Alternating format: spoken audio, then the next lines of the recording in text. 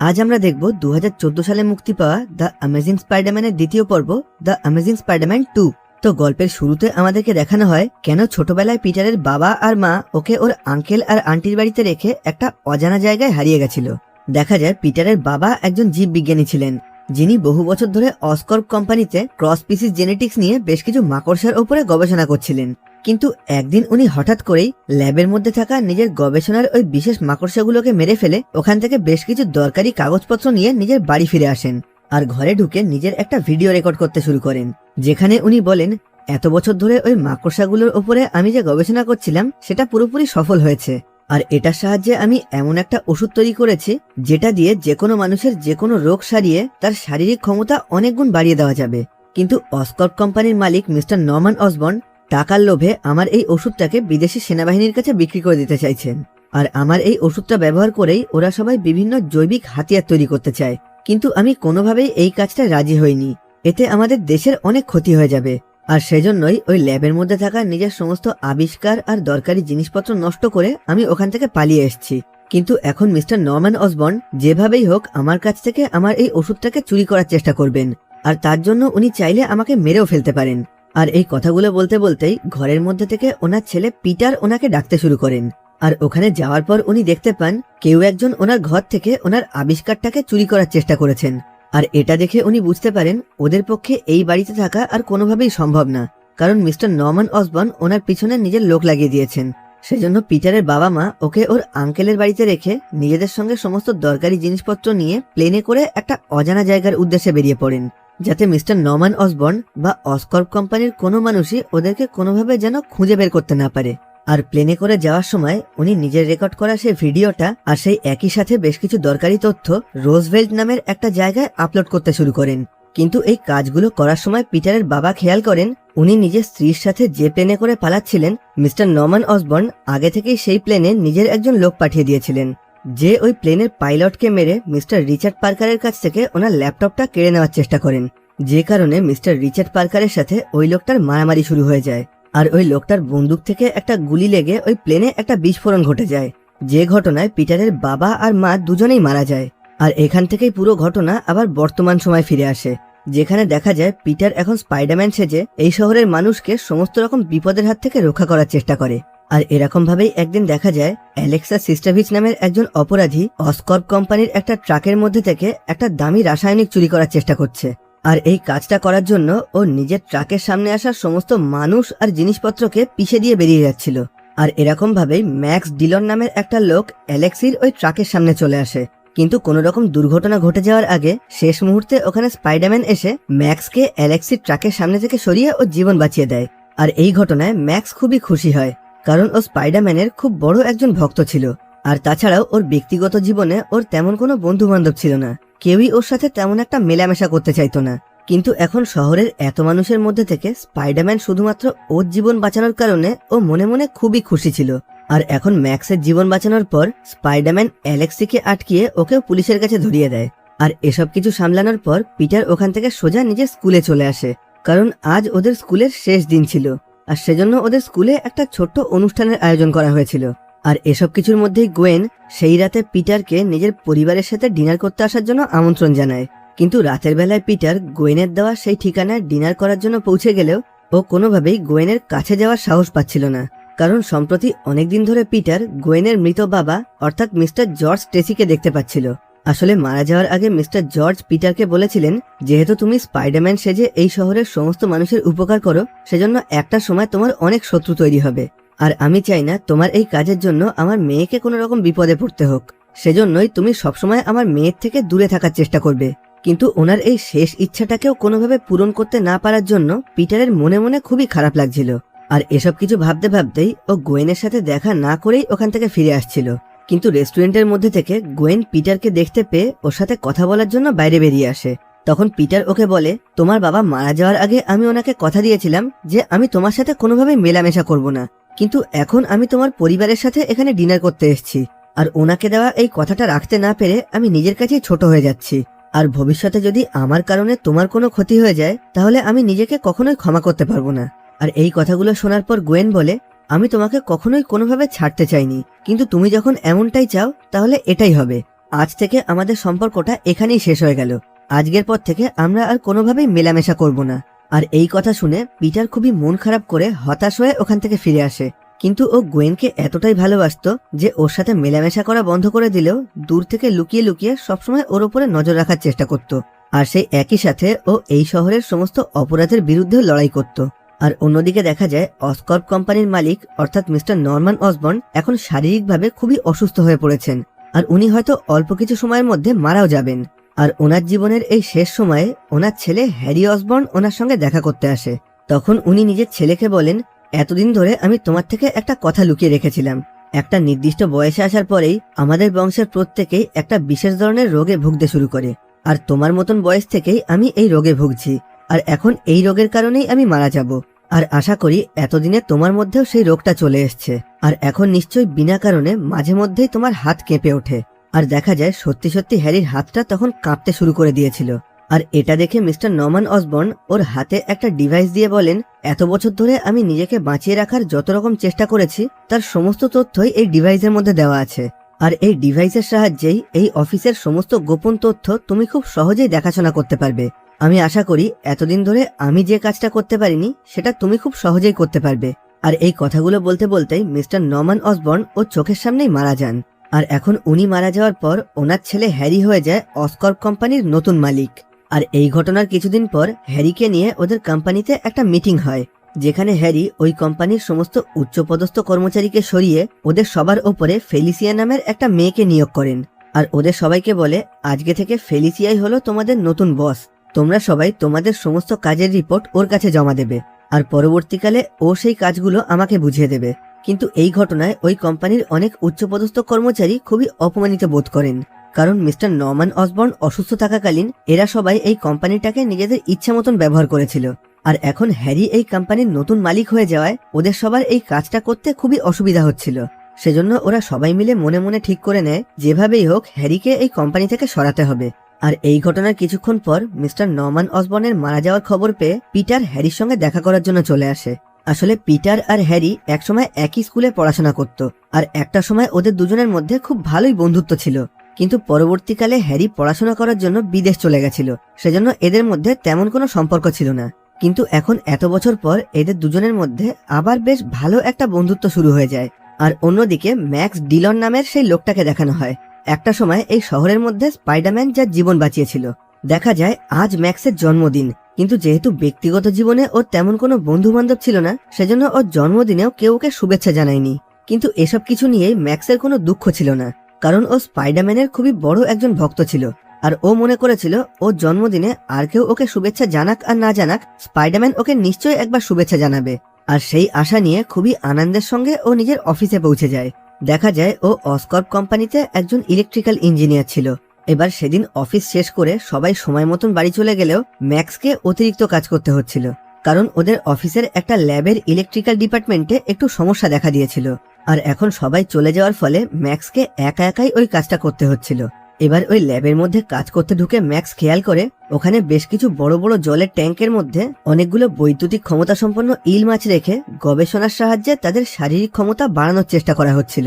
আর max এখন এই মাছ ভর্তি জলের ট্যাঙ্কের ওপরে উঠে সেই খারাপ হয়ে যাওয়া ইলেকট্রিকের তারটাকে ঠিক করতে শুরু করে। কিন্তু কাজ করার সময় ওই তার থেকে ইলেকট্রিক শক লেগে ওর নিচে ইল মাছে ভর্তি ওই জলের ট্যাঙ্কের মধ্যে পড়ে যায়।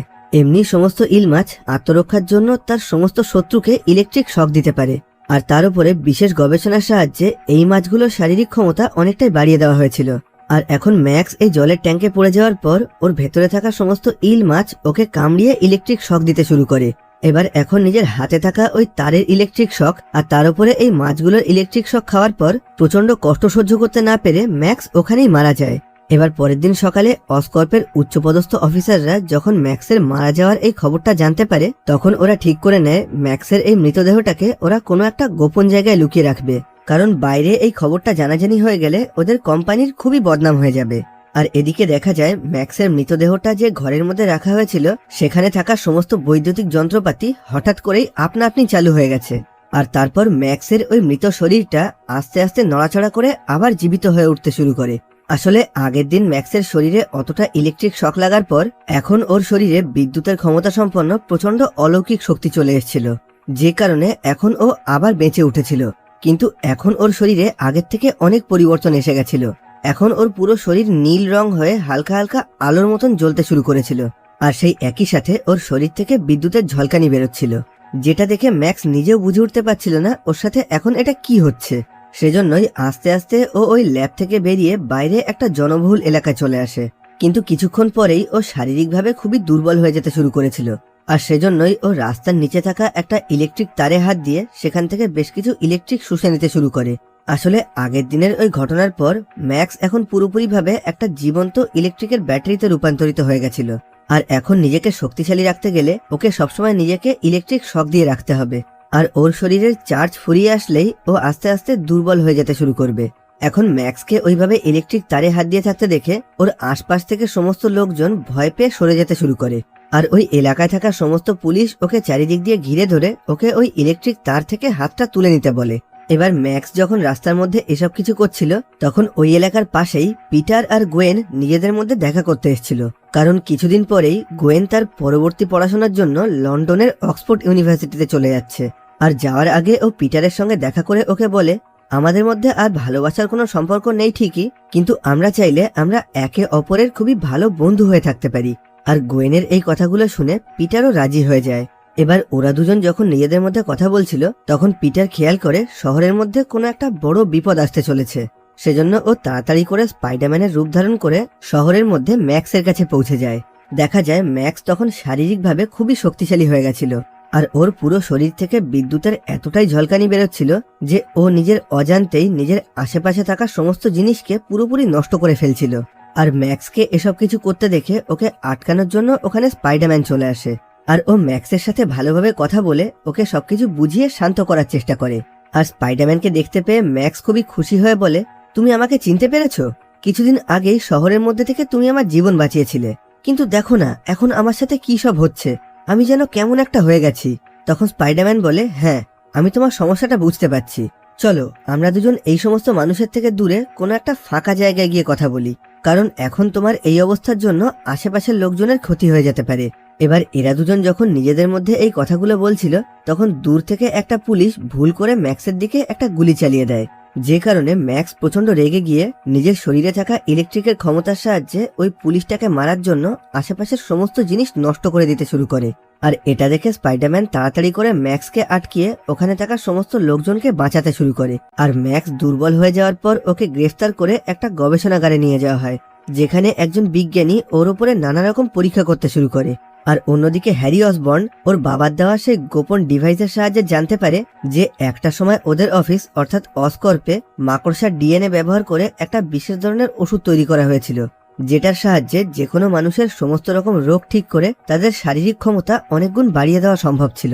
আর 14 বছর ধরে রিসার্চ করার পর এই ওষুধটাকে তৈরি করা হলেও শেষ অবধি এই গবেষণাটাকে পুরোপুরি বন্ধ করে দেওয়া হয়। আর যে কারণেই এই ওষুধটা সম্পর্কে আর কেউই কিছুই জানে না। কিন্তু হ্যারির মনে হতে লাগে এই ওষুধটা কোনো রকম ভাবে হয়তো স্পাইডারম্যান নিজের শরীরে প্রয়োগ করেছে, কারণ একটা মাকড়সা যা কিছু কাজ করতে পারে স্পাইডারম্যানও সেই সমস্ত কাজই করতে পারে।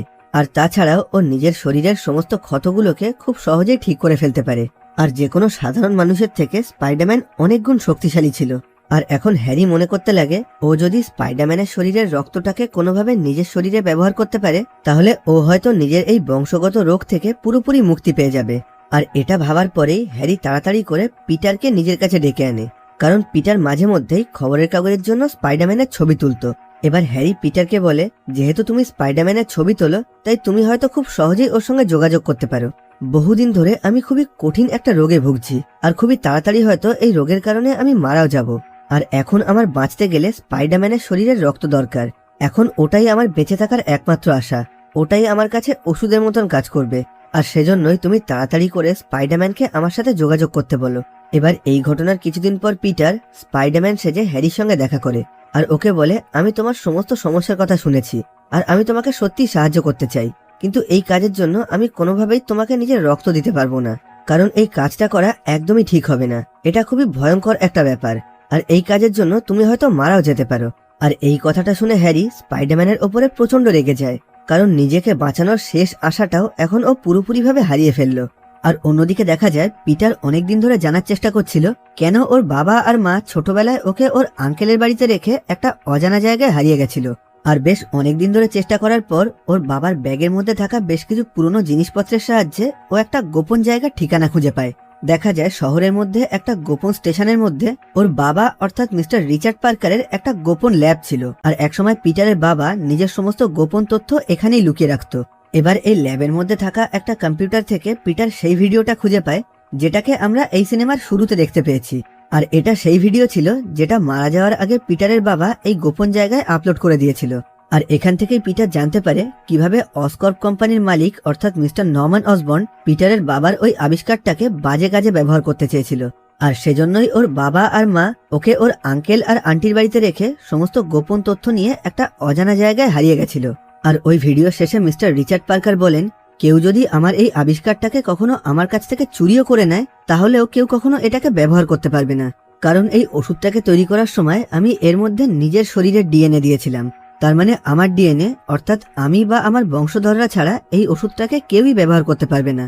আর অন্যদিকে দেখা যায় স্পাইডারম্যানের কাছ থেকে ওর রক্ত না পাওয়ার ফলে হ্যারি নিজের অফিসের মধ্যে খুবই মন খারাপ করে বসেছিল। আর হ্যারিকে এরকম মন খারাপ করতে দেখে ওর পার্সোনাল অ্যাসিস্ট্যান্ট অ্যালিসিয়া ওকে জানায়, আপনি এতদিন ধরে যে ওষুধটাকে খোঁজার চেষ্টা করছেন সেটাকে আমাদের অসকর্পের এই বিল্ডিং এর মধ্যেই একটা গোপন জায়গায় লুকিয়ে রাখা হয়েছে। আর এই বিষয় সম্পর্কে সমস্ত তথ্যগুলোকেও আমাদের কোম্পানির স্পেশাল প্রজেক্টের মধ্যে লুকিয়ে রাখা হয়েছে। আর এটা শোনার পর নিজের বাবার দেওয়া সেই স্পেশাল ডিভাইসের সাহায্যে হ্যারি ওই কোম্পানির সমস্ত স্পেশাল প্রজেক্ট খুলে দেখতে শুরু করে। আর সেখান থেকেই ও জানতে পারে কিভাবে ওদের কোম্পানিতে ঘটে যাওয়া একটা দুর্ঘটনার ফলে একসময় ম্যাক্স ডিলন মারা গেছিল। আর তারপর থেকে ও আস্তে আস্তে বিশাল ক্ষমতা সম্পন্ন একটা বৈদ্যুতিক ব্যাটারিতে পরিণত হয়ে যায়। আর কিভাবে এখন ম্যাক্সকে একটা গোপন জায়গায় আটকে রেখে ওর উপরে নানা রকম পরীক্ষা নিরীক্ষা করা হচ্ছে। এবার হ্যারি যখন এসব কিছু দেখছিল তখন হঠাৎ করেই ওই ঘরের মধ্যে অসকর্পের ভাইস প্রেসিডেন্ট মিস্টার ডোনাল্ড পৌঁছে যান। আর ম্যাক্সের সাথে ঘটে যাওয়া ওই দুর্ঘটনার জন্য উনি হ্যারিকে দায়ী করে ওকে মিথ্যে অপরাধে ফাঁসানোর চেষ্টা করেন। উনি হ্যারিকে বলেন, আপনার কোম্পানির একজন এমপ্লয়ি এখানে কাজ করতে গিয়ে মারা গেছে, আর এতদিন ধরে সেই কথাটা আমাদের সবার কাছ থেকে লুকিয়ে রেখে আপনি একদমই ঠিক কাজ করেননি। আর আপনার এই কাজের জন্য আমাদের কোম্পানির সমস্ত বোর্ড মেম্বাররা চাইছেন আপনি এখনই এই কোম্পানি থেকে ইস্তফা দিয়ে এখান থেকে চলে যান। আসলে মিস্টার ডোনাল্ড এখানে হ্যারিকে মিথ্যে অপবাদে ফাঁসিয়ে এই কোম্পানি থেকে বের করে দিয়েছিল, যাতে হ্যারি চলে যাওয়ার পর উনি নিজে এই কোম্পানির মালিক হয়ে এটাকে নিজের ইচ্ছা মতন চালাতে পারেন। এবার এই কোম্পানি থেকে বের করে দেওয়ার পর হ্যারি নিজের প্রতিশোধ নেওয়ার জন্য ম্যাক্সের সাথে দেখা করতে চলে আসে। দেখা যায় ম্যাক্সকে একটা ল্যাবের মধ্যে আটকে রেখে ওর উপরে নানা রকম গবেষণা করা হচ্ছিল। এবার হ্যারি ওখানে গোপনভাবে লুকিয়ে ম্যাক্সের সাথে দেখা করে ওকে বলে, আমি জানি আজকে তুমি স্পাইডারম্যানের জন্যই এই জায়গায় আটকে আছো, কিন্তু তুমি চাইলে আমি তোমাকে এই জায়গা থেকে মুক্তি দিতে পারি, আর সেই একই সাথে তোমার শত্রু স্পাইডারম্যানের কাছ থেকেও তোমাকে প্রতিশোধ নিতে সাহায্য করতে পারি, কিন্তু তার বিনিময়ে তোমাকে আমার একটা কাজে সাহায্য করতে হবে।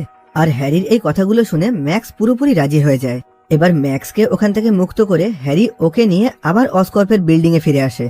আর ওখানে ম্যাক্সের সাহায্যে সবাইকে মেরে ফেলে মিস্টার ডোনাল্ডকে ভয় দেখিয়ে ওনার কাছ থেকে হ্যারি সেই গোপন ওষুধটা নিয়ে নেয়। আজ থেকে বহু বছর আগে মাকড়সার উপরে গবেষণা করে মিস্টার রিচার্ড পার্কার মানুষের ক্ষমতা বাড়ানোর জন্য যে ওষুধটাকে তৈরি করেছিল। এবার মিস্টার ডোনাল্ড হ্যারিকে নিয়ে ওদের অফিসের একটা গোপন ঘরে চলে যায়, যেখানে এই পুরো পৃথিবীর থেকে আলাদা করে অনেক বিশেষ ধরনের আবিষ্কার লুকিয়ে রাখা হয়েছিল। আর এখানে সেই বিশেষ ওষুধটা হ্যারির শরীরে প্রয়োগ করার পর প্রথমের দিকে ওর সমস্ত রোগ ঠিক হয়ে ও পুরোপুরি সুস্থ হয়ে উঠেছিল, কিন্তু যেহেতু মিস্টার রিচার্ড পার্কারের ডিএনএ ছাড়া এই ওষুধটা কোনোভাবেই কাজ করবে না, সেজন্য কিছুক্ষণের মধ্যেই হ্যারির শরীরে এই ওষুধের পার্শ্ব প্রতিক্রিয়া দেখা দিতে শুরু করে। আর এখন আস্তে আস্তে ওর পুরো শরীরের রং পরিবর্তন হয়ে ও বিশাল ক্ষমতা সম্পন্ন গ্রিন গবলিনে পরিণত হয়ে যায়। আর ওই ল্যাবের মধ্যে থাকা একটা বিশেষ ধরনের পোশাক আর গ্লাইডার নিয়ে হ্যারি ওই ল্যাব থেকে বাইরে বেরিয়ে যায়। আর অন্যদিকে দেখা যায় স্পাইডারম্যানের কাছ থেকে প্রতিশোধ নেওয়ার জন্য ম্যাক্স ওই শহরের পাওয়ার গ্রিডের উপরে আক্রমণ করে ওই শহরের সমস্ত ইলেকট্রিক সাপ্লাই পুরোপুরি বন্ধ করে দিয়েছে। আর ইলেকট্রিক সাপ্লাই বন্ধ হয়ে যাওয়ার জন্য ওই শহরের হসপিটাল, এয়ারপোর্ট, সমস্ত আপাতকালীন জায়গায় মানুষকে খুবই অসুবিধার সম্মুখীন হতে হয়।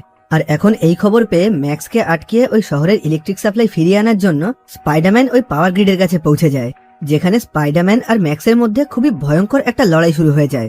কিন্তু স্পাইডারম্যান এখানে কোনোভাবেই ম্যাক্সের সাথে পেরে উঠছিল না। আর এই কাজে স্পাইডারম্যানকে সাহায্য করার জন্য কিছুক্ষণের মধ্যে গোয়েনও ওখানে পৌঁছে যায়।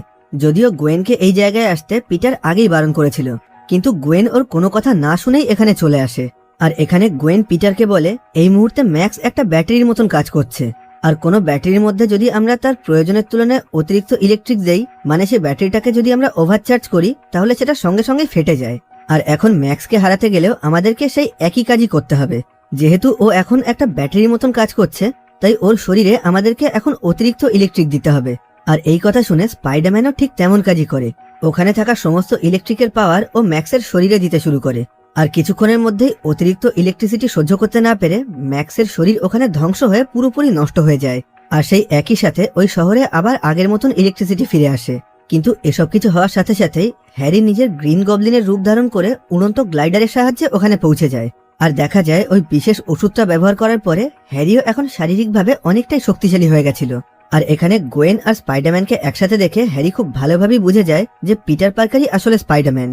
আর এখন ও স্পাইডারম্যানকে বলে, একসময় আমি তোমার কাছে তোমার শরীরে রক্ত চেয়েছিলাম, কিন্তু তুমি আমাকে কোনো রকম সাহায্য না করে মারা যাওয়ার জন্য ফেলে রেখে এসেছিলে। আর এখন আমি তোমার কাছ থেকে সেই কাজেরই বদলা নেব। আর এটা বলার পরেই ও নিজের উড়ন্ত গ্লাইডারের সাহায্যে গোয়েনকে নিজের সাথে তুলে নিয়ে যায়।